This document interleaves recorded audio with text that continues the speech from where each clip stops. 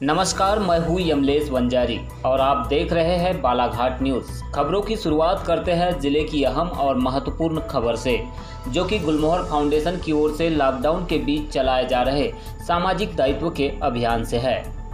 पूरी दुनिया इन दिनों कोरोना संकट से जूझ रही है। इसके संक्रमण को रोकने के लिए सरकार ने देश भर में लॉकडाउन की घोषणा की है। ऐसे में लॉकडाउन की सीधी मार गरीबों पर पड़ी है। उनकी मदद के लिए जिले में कुछ संस्थाएं और संगठन लगातार मदद के लिए हाथ बढ़ा रहे हैं। इन्हीं में से एक संस्था है गुलमोहर फाउंडेशन, जिसने संपूर्ण जिले में 27 मार्च से लगातार गरीब, असहाय और मध्यम वर्ग परिवारों को मदद पहुंचाने का प्रयास किया है। पहले चरण में जहां 3000 लोगों को गुलमोहर फाउंडेशन ने मदद पहुंचाई, तो वहीं दूसरे चरण के खत्म होने से पूर्व तक करीब 10,000 लोगों को मदद पहुंचाई गई है।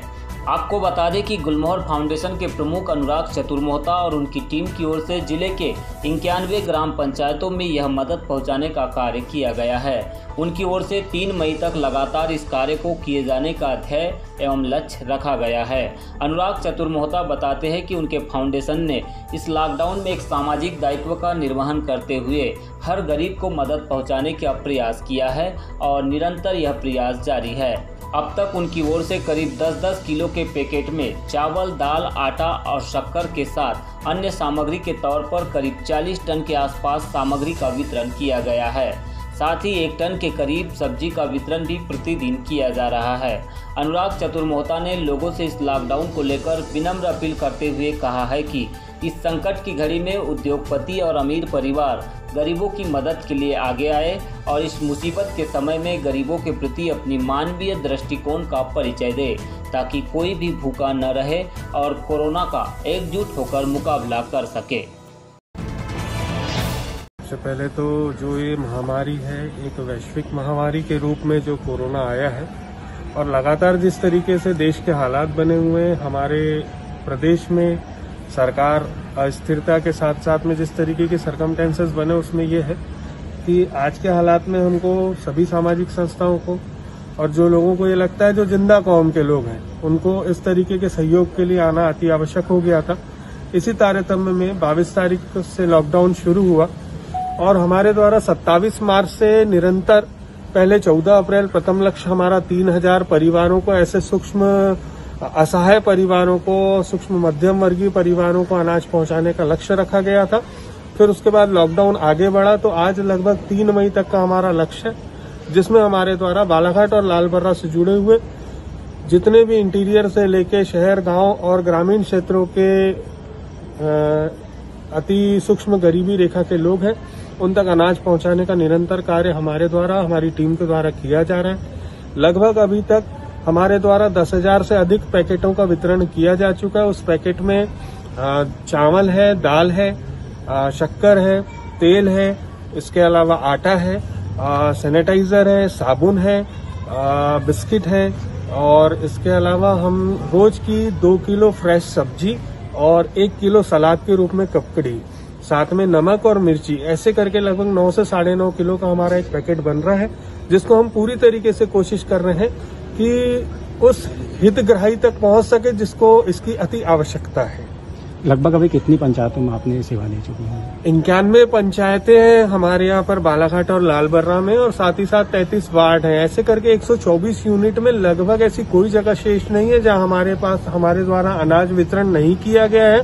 साथ ही साथ जैसे एक आज के युग में स्विगी का, जोमेटो का भी युग है, तो हमारे द्वारा अपने नंबर प्रदान किए गए हैं। हमारे जो लोग हैं वो हमको मैसेज में अपना एड्रेस मुहैया करा रहे हैं और हमारे द्वारा सोशल डिस्टेंसिंग, फिजिकल डिस्टेंसिंग को मेंटेन करते हुए हमारे द्वारा उनके घर तक उस अनाज को पहुंचाने का कार्य पूरी ताकत से किया जा रहा है। लगभग कितना लक्ष्य है आपका?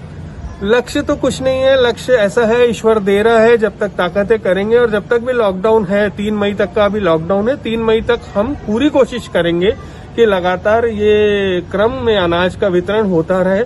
और सामाजिक रूप से मेरा तो ये निवेदन है कि सभी लोगों को आगे आकर इस तरीके का काम करना चाहिए, क्योंकि ये दुआएं हैं जो बड़ी मुश्किल से मिलती हैं। अच्छा, अब बात कर लेते हैं प्रदेश की एक खबर से।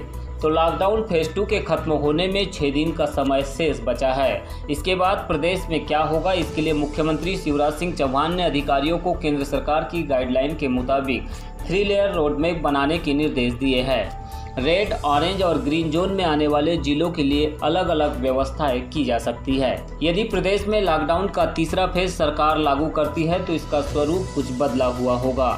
हालांकि जिस तरह इंदौर, भोपाल, खरगोन और उज्जैन में कोरोना संक्रमण के नए मामले लगातार सामने आ रहे हैं, उससे यही संकेत मिल रहे हैं कि अभी और भी सख्ती बरती जाएगी।